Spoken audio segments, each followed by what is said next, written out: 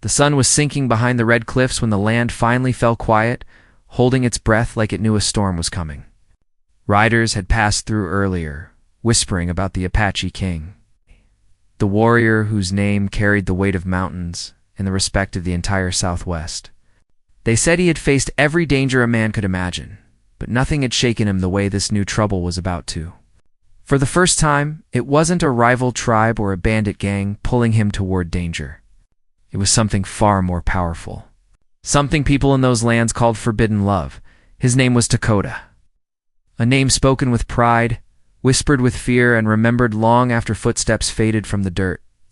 He led his people with a steel will and a quiet heart, carrying the spirit of the desert inside him. Broad-shouldered, steady, and carved by hardship, he was the kind of man who could stare down any threat without blinking. Yet even he knew that what he felt inside these days was unlike any battle he had ever fought. It didn't follow rules. It didn't wait for the right moment. It grew stronger every time he tried to silence it. That feeling had a name too, and it belonged to a woman who never should have crossed his path. On the far edge of the old American frontier, beyond the dusty trading post and the lonely ranch houses, lived a young woman named Alira. She wasn't like the others in her settlement. There was a strength in her eyes that didn't fit the quiet life she had been expected to live. She had a spirit that didn't bow, a voice that didn't tremble, and a heart that didn't understand the meaning of staying away from danger. To many, she looked like someone born to belong to the land. To Dakota, she looked like someone he had been meant to meet from the beginning of time. But the world they lived in did not accept such a bond easily. The frontier had rules shaped by old fears and ancient grudges. Anything that crossed those lines was called forbidden, especially love between two people from different worlds. Yet the pull between Dakota and Alira didn't care about rules. The more they tried to stay apart, the more fate pushed them toward each other. The trouble began the night she wandered too close to the canyon trails. She wasn't searching for anyone. She wasn't running from anyone either. She simply needed space from her restless thoughts, from the voices that kept telling her to stay in line, to be careful, to stop dreaming of things that didn't belong to her. But Alira never feared the desert. She liked the sound of the wind brushing over the stones. She liked the way the evening light set the cliffs on fire with gold and copper. And she liked the silence that helped her think. But that silence was broken when she heard the unmistakable crack of a branch behind her. Before she could draw another breath, Dakota stepped into the fading light, tall and powerful, carrying the weight of years spent protecting his people. He had been tracking a group of strangers who were rumored to be stirring trouble in Apache territory. He didn't expect to find her standing there alone in the canyon's shadow, her dress carrying the dust of the trail and her eyes wide with surprise. They froze, not in fear, not in confusion, but in recognition. He asked her what she was doing there. She asked him the same. Neither believed the other's answer, but neither pushed further. There was a quiet understanding between them, one that didn't need explanations. Something shifted in that moment, something neither of them saw coming. It was small at first, like a spark carried by the wind. But sparks, especially in the old American desert, could turn into something far more dangerous before anyone noticed. From then on, fate kept pulling them together, though both knew the risks. Alira lived in a world where people spoke badly about the tribes without even knowing them. Dakota lived in a world where outsiders meant unpredictability and danger. Their lives were shaped by loyalty, honor, and duty. Their hearts, however, were shaped by something deeper. But the biggest turn came later. On a night when the moon hung low over the mesas, Dakota discovered that a band of outlaws had been plotting against his people. Using the canyon trails to smuggle stolen horses and supplies, he had tracked them for weeks, gathering signs and clues, trying to stop a war before it started. And it was during one of those hunts that he saw something that chilled his blood. He found Alira's scarf caught on a desert thorn, half torn as if ripped away during a struggle. Dakota didn't hesitate. He rode harder than he had in years, following the faint trail that cut through dry washes and sharp ridges.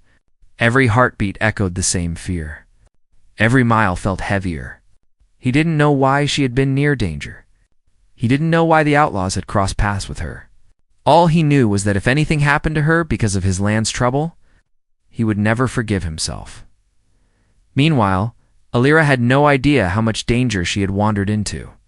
What she had thought was just another walk near the canyon quickly turned into something far more terrifying.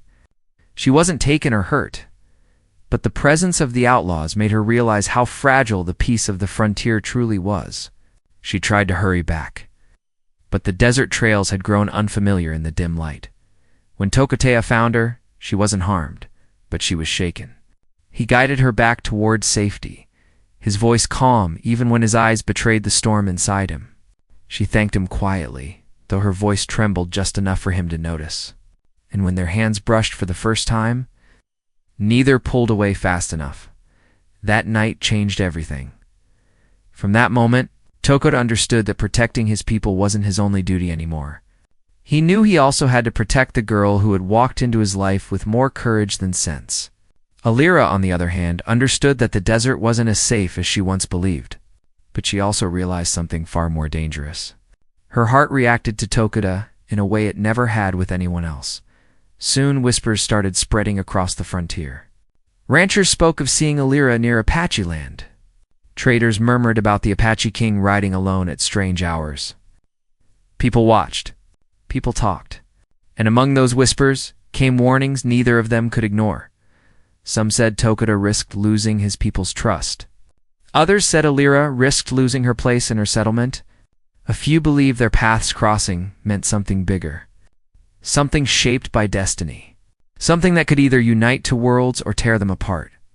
Tokoda could feel pressure building from every direction. Alira could feel the distance between her world and his, stretching like a rope, ready to snap. But even then, neither of them stepped back. They couldn't. Something stronger than fear kept pushing them forward, and then came the night that changed everything. A messenger arrived at Alira's settlement. Breathless and shaken, warning that a dangerous group had been seen near Apache borders. Rumor said they wanted to strike at the Apache king himself. Some believed it was revenge for old conflicts. Others believed it was greed. But one thing was clear. Trouble was coming fast. Alira heard this news and felt a cold weight settle in her chest. She knew Tokoda would face it head-on, even if it cost him everything.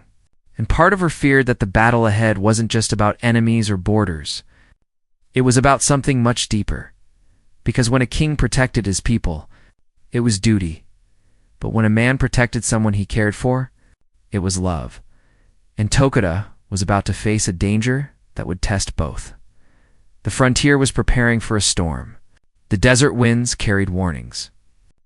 And the man the world called the Apache king was about to step into the greatest fight of his life, not knowing whether he'd return as a warrior, as a leader, or as someone willing to risk it all for a forbidden bond he never asked for yet, couldn't walk away from it somewhere in the dark. Watching from the edge of the shadows, someone waited for the moment to strike. The night after the warning spread across the frontier, a strange heaviness settled over the land. The desert usually slept under the moonlight, calm and quiet, but now even the silence felt uneasy. The wind carried a sharper edge as it moved across the dry grass, almost as if it was whispering of the trouble moving closer with every mile. Tokoda sensed it first. His instincts had always been sharper than most men's, shaped by years of watching over his people and surviving storms far worse than he could count. But this felt different. This danger wasn't coming from the land. It wasn't coming from rival warriors or roaming outlaws who caused trouble every other season. This threat was coming from people who knew exactly where to strike and who they wanted most. Tokoda stood at the edge of the cliffs, staring out at the endless stretch of desert. The land belonged to his ancestors, full of stories and lessons that had raised him into the man he became. He could almost hear the voices of old chiefs telling him to stay grounded, stay honorable, stay loyal. But tonight, his thoughts kept drifting back to one face instead of the threats surrounding him. Alira's frightened eyes were still etched in his mind from the night he found her wandering alone near the canyon.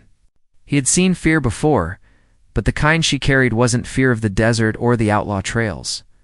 It was fear of what she couldn't understand yet. Fear of what she felt. And he knew that feeling too well because he felt it himself. This wasn't just about danger anymore. Something deeper had connected them, even though neither asked for it. Their worlds had drawn lines long before they were born. Fate had quietly begun erasing those lines the moment their paths crossed.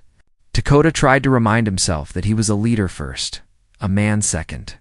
Yet when he thought about the possibility of her being harmed because of this rising tension, something inside him tightened with a kind of protectiveness that didn't care about borders or rules. In her settlement, Lyra couldn't sleep either. She sat by her small window, staring at the night sky stretching endlessly over the plains. The lantern beside her flickered softly, throwing warm shadows on the wooden walls. But her thoughts were anything but warm. Her heart had been restless ever since that night in the canyon. She didn't understand why her chest tightened when she remembered the quiet strength in Tokoda's voice or the focused calm in his eyes. She tried to tell herself it was because of the danger he warned her about, but deep down she knew it was something more, something she wasn't ready to say aloud. Lyra had always been different from others in her settlement. While the others stayed close to routines and rules, she carried a curiosity that pushed her beyond safe paths. Her mother used to tell her that the land had chosen her spirit, not the other way around. She believed that. She believed the land wanted her to see more than what her small settlement offered. But she never imagined the land would lead her to someone like Tokoda. She never imagined that her path would twist into something that felt both frightening and strangely right. But the whispers around her were growing louder. People spoke of how dangerous the frontier had become. They talked about the Apache king riding through the night, as if something heavy was chasing him. They talked about how the outlaws moving near the borderlands were unpredictable men, desperate for power or money.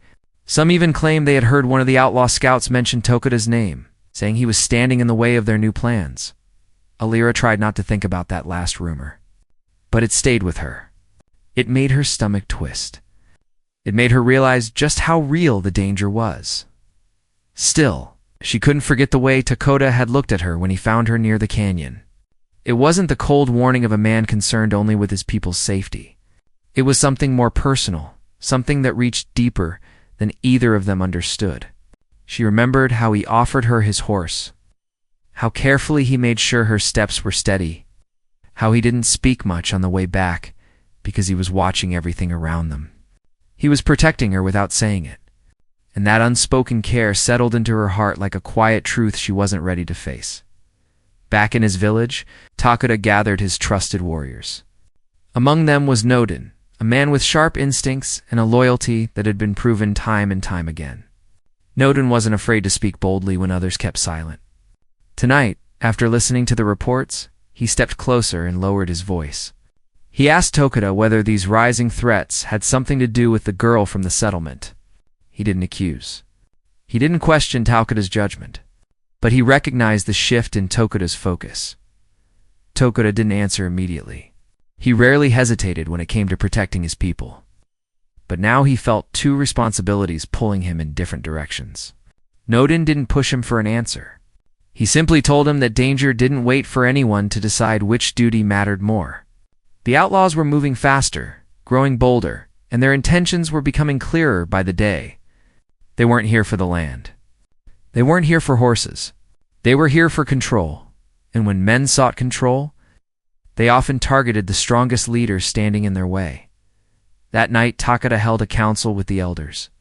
They lit a fire in the center of the camp and sat around it, letting the flames guide their decisions. The older men spoke of signs they had noticed in the past weeks. Strange tracks near the river. Footprints that didn't belong to anyone from the tribe. The faint smell of smoke near the northern trails where no one traveled. It became clear that this threat wasn't waiting for the right moment. It was already here. But the elders also noticed something else. They saw the subtle way Tokoda's thoughts wandered, how his jaw tightened when the conversation shifted toward outsiders.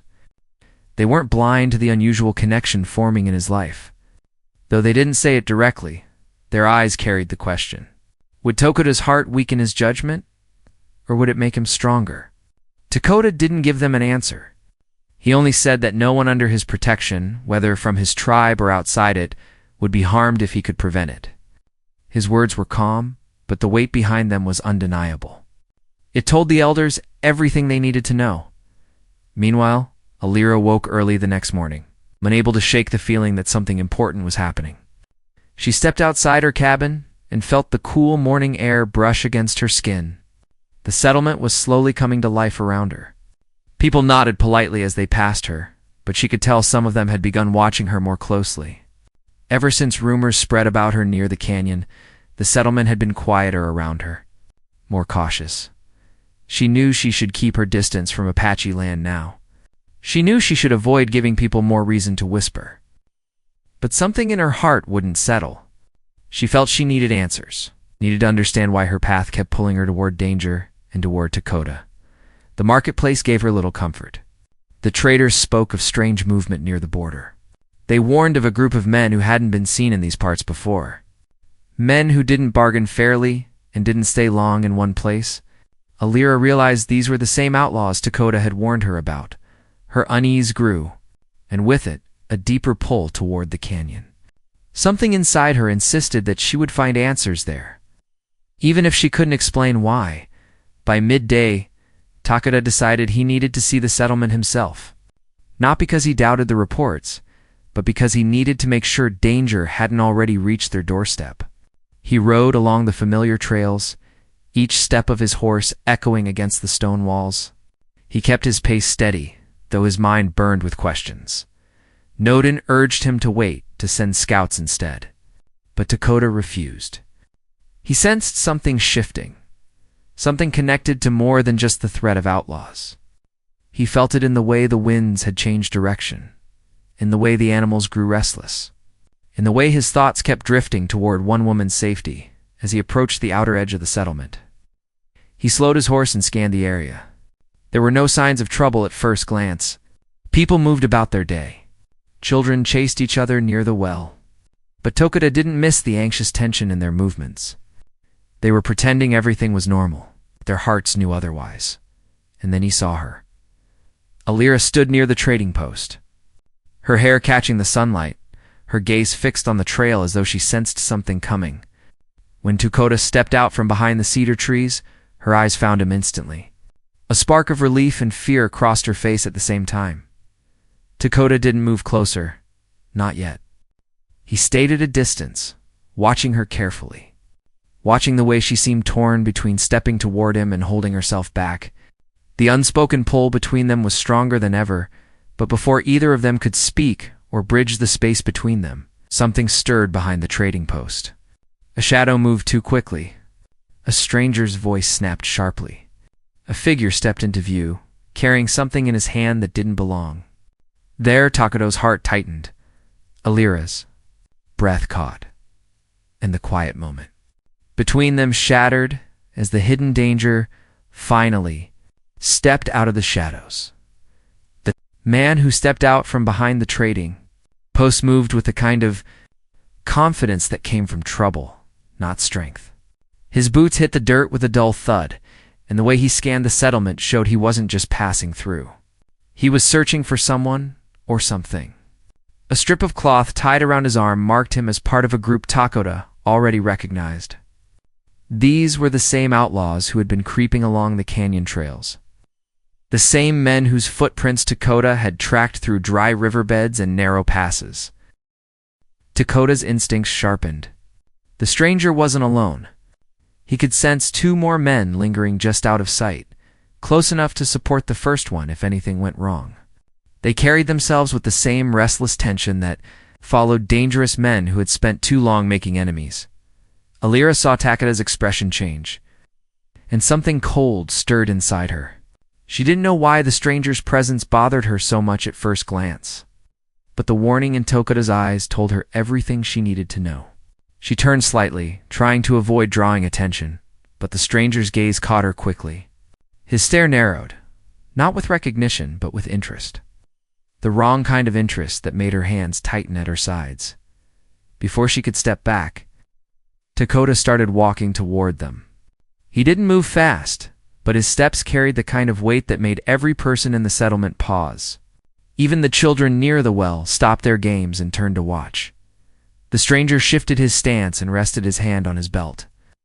Not quite reaching for a weapon, but close enough to send a clear message.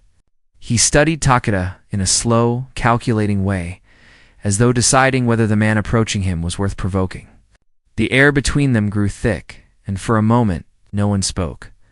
When Tokuda finally stopped a few paces away, his voice was steady, low, and controlled. He asked the man what he was doing in the settlement. The stranger replied that he was only passing through, looking to trade, but the stiff tone behind the words betrayed him. He wasn't here for trade. He was here to scout, to test boundaries, to see how much fear he could spark without lighting a real fire. Alira watched from the side, her breath tight. She knew Tokuda was choosing his words carefully, keeping his temper solid as stone, but she also knew how wrong this moment felt. Something in the outlaw's stare told her he recognized the effect his presence had on the settlement. And the way he shifted closer to her made her heart pound. The stranger mentioned he was searching for someone who had wandered too far near Apache territory. He said it loud enough for the settlement to hear, loud enough to stir unease in anyone who had seen Alira leave the cabins before. Takuda's jaw tightened at the insinuation. The stranger smirked slightly, as though sensing he had touched a nerve, and he took one unnecessary step toward her. Tokuda moved instantly, stepping into the outlaw's path with such precision that the crowd murmured. He didn't touch the man. He didn't threaten him. He didn't have to. His presence alone was enough to make even the boldest man reconsider his decisions. For a moment, everything froze. Then the stranger gave a tight smile that didn't reach his eyes and told Tokuda he meant no trouble. He backed away slowly, lifting his hands in a show of false peace, but his retreat wasn't a surrender. It was a promise, a silent message that he would return, and next time, he wouldn't come alone. As soon as the outlaws disappeared down the trail, the settlement exhaled in relief, but Tokuda didn't. He felt the shift happening. The conflict wasn't coming. It was already here, and his presence had drawn a dangerous line that now involved the settlement. Whether he liked it or not, Alira took a hesitant step toward him. She asked what the outlaw wanted, why he looked at her that way. Tokuda didn't answer right away. Instead, he scanned the area, making sure no more strangers were hiding nearby. Only after he was certain they were alone did he turn to her. He told her the truth in the simplest way he knew how. The outlaws had been moving near Apache territory for weeks. They had been stealing supplies, threatening families, and spreading fear. But the worst part was that they had started looking for him specifically. She didn't understand at first. She asked why men like that would target a leader who only defended his land. Tokuda replied that outlaws didn't fear honorable men. They feared powerful men.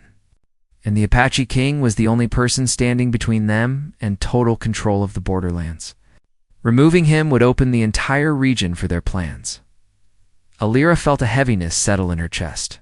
She whispered that they wouldn't stop. Tokuda agreed. They wouldn't stop until they got what they wanted. But what they wanted wasn't only him. He didn't say it aloud, but she understood. The outlaws had seen her. They had noticed the unspoken connection between the two of them. And men like that always used weakness when they found it. Tokuda refused to let her become a target. He told her to stay close to the settlement for the next few days, to avoid wandering near the trails. He promised he would watch the borders, tighten patrols, and keep his warriors ready. But Alira could see it in his eyes. This wasn't just about protecting his people. It was about protecting someone he had no right to care for so deeply, yet couldn't turn away from even if he tried. As Tokuda remounted his horse to leave, Alira reached for his arm. She didn't say anything. She didn't need to. The quiet pressure of her hand told him everything. She trusted him. She believed in him. And that belief was dangerous in a world already stretched thin with suspicion and fear. Tokuda rode back toward his village. His mind weighted with more than the threat of outlaws. He knew Noten would question the tension created in the settlement. He knew the elders would demand answers about why the outlaws had noticed Alira so easily. And worst of all, he knew that fate had tied her into this conflict whether either of them wished it or not. Back in the Apache village, Noten waited with news of his own. Scouts had discovered additional signs near the river. More footprints, more fire pits, more signs of men gathering where no settlers or tribes had reason to meet. The outlaws were planning something bigger, something that required coordination, something dangerous, The warriors began preparing silently, sharpening weapons, securing horses, organizing lookouts. The air in the village was filled with tension, the kind that made every man stand a little taller and listen a little sharper. The women gathered children closer, whispering old prayers to the wind. The elders studied the sky as though searching for answers hidden in the stars. But Takoda's thoughts kept drifting to the settlement, to Alira, to the danger she now carried without asking for it. He tried to focus on strategy, but her face kept rising in his mind. Every instinct in him was split between duty and something deeper, something far more fragile. That night, a new twist sharpened the conflict. One of Nodin's scouts returned breathless, saying he spotted 2 of the outlaws near the canyon. They weren't hiding. They were waiting, watching, studying the route to the settlement. Takoda didn't hesitate. He gathered a small group of warriors and followed the scouts' trail. The dust was still fresh. The tracks led toward the ridge overlooking the settlement, and the realization hit him hard. The outlaws weren't preparing to attack the Apache village first. They were preparing to strike the settlement instead, knowing Takoda would be forced to intervene. This wasn't just a threat against his people. It was a trap meant to pull him out, weaken his defenses, and force him into a position where he had to choose between protecting his tribe or protecting the woman fate had placed in his path. As Takoda reached the ridge and looked down at the quiet settlement resting under the fading light, he felt the full weight of the conflict settling around him. The outlaws were closing in. The villages were unprepared, and Alira, caught between both worlds, stood at the center of danger. She still didn't fully understand. Takoda watched the shadows move near the far edge of the settlement, confirming what he feared. The outlaws weren't waiting for dawn. They were already positioning themselves, and he knew that one. Wrong move would change everything. The night wrapped itself around the land like a tightening fist as Takoda watched the outlaws' shapes shift in the shadows near the settlement. From where he stood on the ridge, the world looked calm, but he knew better. Calmness wasn't always a sign of peace. Sometimes it was the quiet before something dangerous snapped open. The settlement lamps burned softly, unaware of the men lurking near the edge. Horses were tied near fences. Children slept inside warm cabins. But trouble had already arrived and was creeping closer with every heartbeat. Takoda felt the weight of a choice pressing heavily on him. If he rushed in alone, he risked turning the settlement into a battlefield. If he waited too long, the outlaws might move first, trapping the settlers in fear they wouldn't understand. And woven into that fear was Alira. Her safety was tied to every decision he made now. The knowledge tightened something inside him, sharper than any blade he had carried in battle. Nodin stepped beside him, his breathing steady, but his jaw tense. He whispered that they needed a plan that wouldn't draw all the outlaws at once. He warned that the men below weren't careless. They were waiting for Takoda to reveal his position, to make a mistake. The outlaws had come prepared for a direct confrontation. Wanting to wear him down and break the strength of his leadership, Takoda's mind moved quickly, analyzing every angle. If he could isolate a few of the men, keep the settlement from panicking, prevent the outlaws from discovering Apache numbers, he could still shift the danger away. He ordered Nodin to take a small group of warriors and silently move toward the river path, cutting off the outlaws' escape without revealing themselves. Takoda would move alone at first. It wasn't a perfect plan, but it was the safest choice he had. The warriors obeyed without question. They trusted him more than their own instincts. And as they spread out through the night, Takoda felt the full weight of what leadership meant. A king wasn't only respected, a king was followed into danger because others believed in him. But for the first time in years, Takoda's heart wasn't focused only on the tribe. Part of him was drawn toward the faint glow coming from Alira's cabin window, a reminder of the connection that had changed everything. As he descended the ridge, the desert cooled beneath his steps.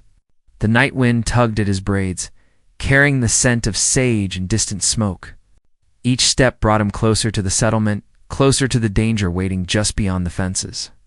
The outlaws were patient, but he could sense their eagerness beneath the quiet surface. They wanted to strike without warning. taking advantage of confusion. Inside the settlement, Alira stood near the window, unable to sleep. She had tried to brush off the tension from earlier, but the uneasy feeling in her chest only grew stronger as darkness deepened. She lit a small lantern and kept it near the sill, hoping its warm glow would chase away her worries. But instead, the light only made her realize how exposed she was. She could see out into the night, but anyone outside could see her too. She tried to pull away from the window but stopped when she spotted a faint silhouette moving near the storage barn. It wasn't a villager. She recognized the rough stance, the slow steps, the predatory patience. Her breath caught. One of the outlaws had returned. She moved back instinctively, her heartbeat quickening. She didn't know whether to run or scream. She only knew she needed to warn someone, anyone, before she could move. Tokoda stepped out from behind the barn's far side, his presence steady and unshaken. Alira gasped softly, relieved but also worried. Why was he here? What had he seen? And was he alone? The outlaw didn't see Tokoda at first, but the moment he turned his head slightly, Tokoda shifted into view. Their eyes met across the dim clearing. The outlaw stiffened, his hand inching toward his belt.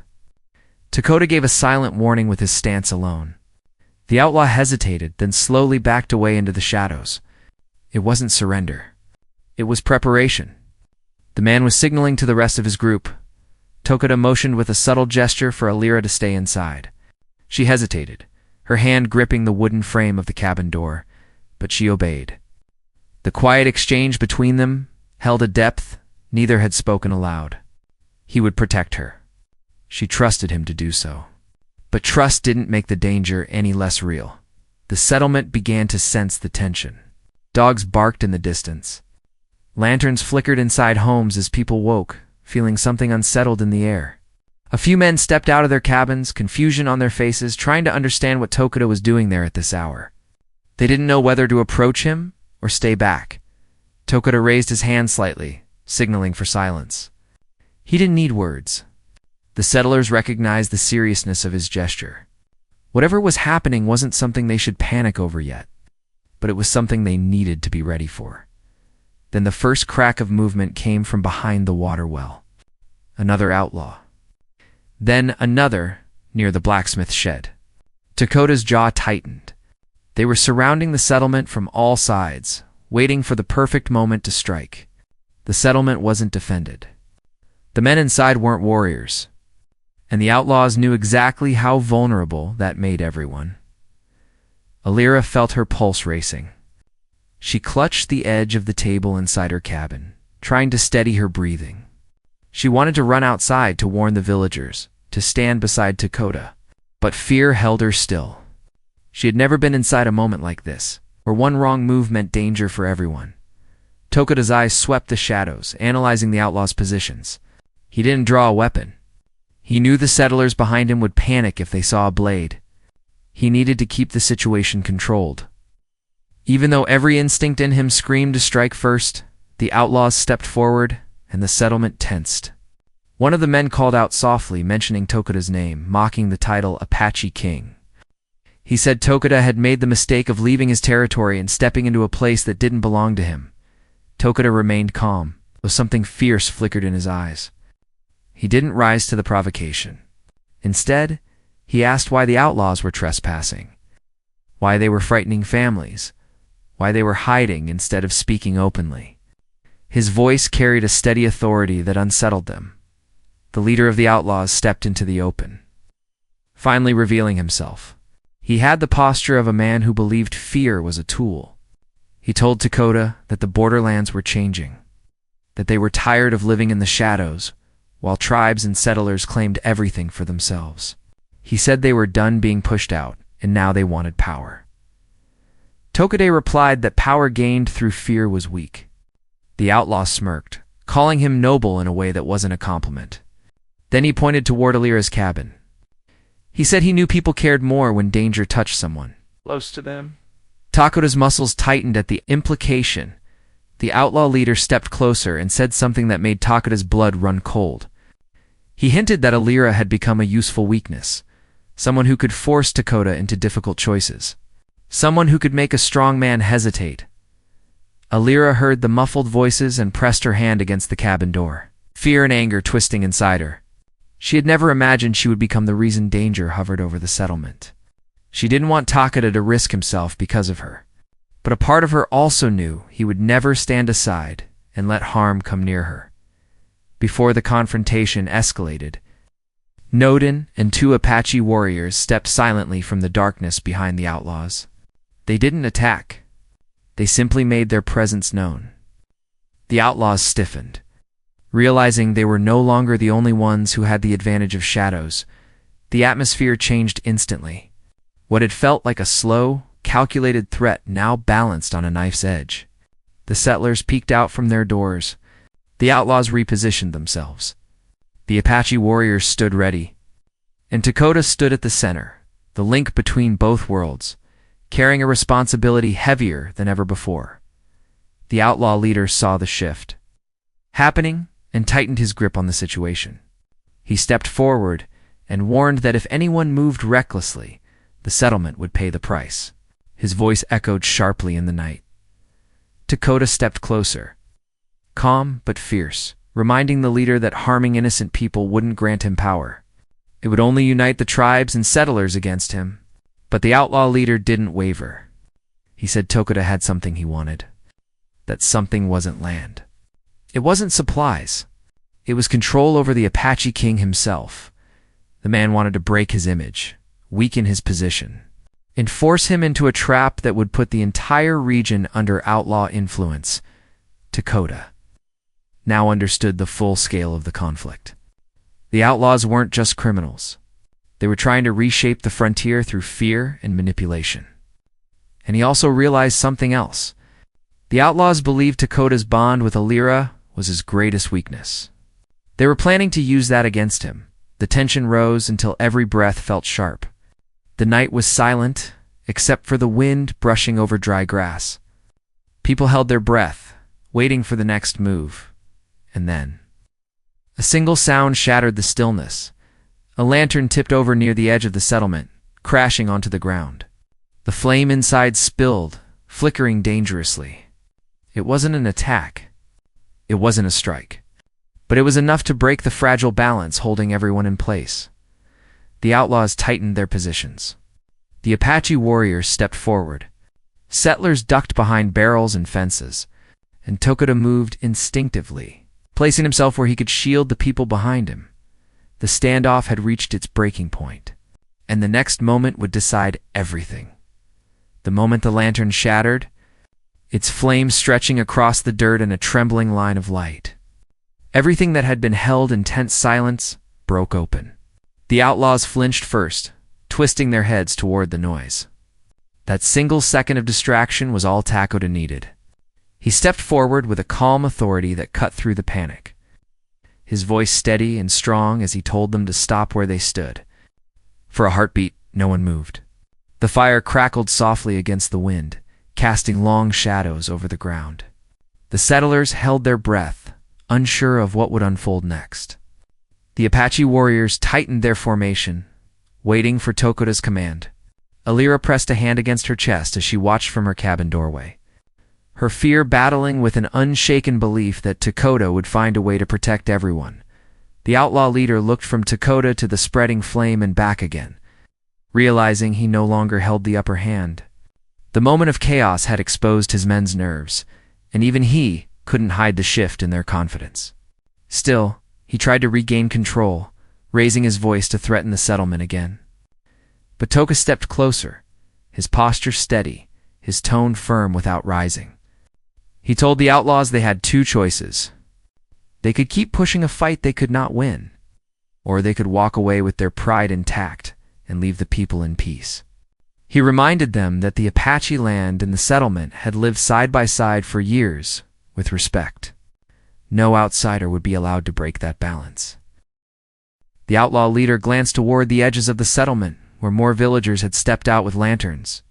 Their faces weren't angry. They were united, standing shoulder to shoulder, and behind them, the silhouettes of Takeda's warriors remained still, but unmistakably ready. The outlaw leader's arrogance faltered. He spat into the dirt, muttering that the land wasn't worth the trouble. He signaled for his men to move back, but before they disappeared into the dark, he threw one last warning toward Dakota. He claimed they would return with more men and take what they believed belonged to them. Dakota didn't respond with anger. Instead, he nodded once and told them that if they returned with peace, they would be received with peace. If they returned with harm, they would face consequences. The quiet, controlled way he spoke made the outlaw leader hesitate, then turn away stiffly. Within moments, the shadows swallowed the outlaws until their footsteps faded entirely into the night. As soon as they left, the settlement exhaled like a single breath finally released after being held too long. The flames from the fallen lantern flickered harmlessly now, dying out on their own. A few settlers stepped forward to stamp out the last glowing embers. Others checked on children who had woken from the commotion. The air slowly shifted from fear to relief, and for the first time that night, hope quietly returned to the faces around Dakota. Alira stepped out into the open, her steps steady, though her breath still carried tremors.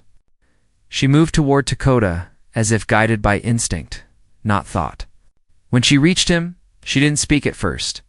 She only laid her hand on his arm, searching his face for reassurance. He met her eyes, and the calm in his expression told her everything was truly over. Not just the danger, but the fear that had kept their worlds divided. The settlers gathered around Dakota, offering thanks in their own ways. Some spoke softly, others bowed their heads, and a few simply placed a hand over their hearts. In that moment, the distance that had lingered for years between the two communities began to dissolve. They saw Dakota not as a stranger or a threat, but as the man who had chosen to stand between them and danger when he could have stayed away. The village elder stepped forward, an older man with wise eyes and a steady voice. He told Dakota that the settlement had always watched his people with a mix of respect and caution. But tonight, he had shown something stronger than any spoken promise. He had shown that peace wasn't just an agreement carved in words. It was a choice that had to be made every time fear tried to divide people. The elder offered his hand, and when Dakota accepted it, the settlement recognized the gesture as a turning point. As the night softened, people slowly returned to their homes. Some carried lanterns. Others carried blankets for the children. A few settlers invited the Apache warriors to stay near their fires until dawn, offering warm drinks and quiet conversation. The boundary between the two worlds had been crossed tonight, not by danger, but by unity. Dakota turned back to Alira, who was still standing close to him. The worry in her eyes had shifted into something gentler, something filled with relief and gratitude. She told him she feared for everyone, but she feared for him most. Dakota touched her shoulder lightly, his voice low but certain. He told her he didn't protect her because she was a weakness. He protected her because she had become part of the land he valued. The land included people, not just places. She belonged to that land now in a way neither of them could deny. Alira felt warmth bloom in her chest. She said that when she first met him in the canyon, she hadn't understood why fate led her there. But now, she realized it wasn't danger waiting for her. It was something she had been meant to find. Something she didn't have to be afraid of. Dakota smiled faintly, a rare expression that made her heart soften even more. He told her she had changed him too, teaching him that leadership was more than protecting land or tradition. It was protecting what mattered, even when it came from a place he never expected. It was choosing peace when fear wanted war. It was choosing connection when the world tried to pull people apart. As dawn touched the sky with soft gold, the settlement opened its gates to the Apache warriors in a way they never had before. Dakota and Nodin walked through with calm dignity, welcomed not as outsiders, but as allies. People brought food, shared stories, and offered thanks again. The children ran around freely, no longer watching the warriors with caution, but with curiosity. A group of settlers approached Dakota and asked how they could help strengthen peace between the two sides. Dakota explained that peace wasn't a single action. It was a string of choices, sharing resources, protecting trails together, teaching each other's customs. He promised that his people would welcome anyone from the settlement who sought friendship or knowledge. And in return, his tribe asked only for respect and understanding. Later, as the sun climbed higher, Tokoda and Alira walked together near the fields, enjoying a quiet moment after the long night. Alira asked what would happen now. Would the outlaws return? Would danger continue to follow them? Tokoda admitted that no land was free from conflict. But he also said that united communities were stronger than any group of men fueled by greed. He told her the story of how the old Apache leaders believed that love rooted in honesty brought peace, stronger than any battle. Alira felt her heart soften at his words. She told him she finally understood what her mother meant when she said the land had chosen her spirit. It had chosen her path too, leading her to this moment beside a man whose strength came from loyalty, not fear. As the morning settled into warmth, Tokoda reached for her hand. The gesture was simple but powerful, a quiet promise that whatever lay ahead, they would face it together. Alira squeezed his hand gently, her heart steady in a way it had never been before. The tension that once filled her life faded, replaced by a growing certainty that she had found where she truly belonged. By midday, Tokoda prepared to return to his village with his warriors. But this time he didn't leave as a distant leader. He left as a trusted ally. The settlement watched him go with respect, not hesitation. And Alira, standing at the gate, watched him with something deeper than gratitude. Something she was no longer afraid to acknowledge. Tokoda paused before mounting his horse, turning back toward her. He promised he would return soon to continue building the peace they all deserved. Alira smiled softly and told him she would be waiting. The last look they shared carried the strength of everything they had survived. The danger that once threatened to divide them had instead strengthened the bond between their worlds. And as Tokoda rode into the desert morning, the frontier no longer felt divided. It felt whole. The forbidden love that once brought fear now carried hope. The Apache king had faced every danger to protect it, and in doing so, he found not only peace for his people, but a future filled with connection, trust, and the promise of a life where hearts could guide the path with courage. And as the sun rose over the desert, warm and bright, it carried the quiet truth that sometimes love wasn't meant to be hidden. Sometimes it was meant to bring two worlds together and light the way forward.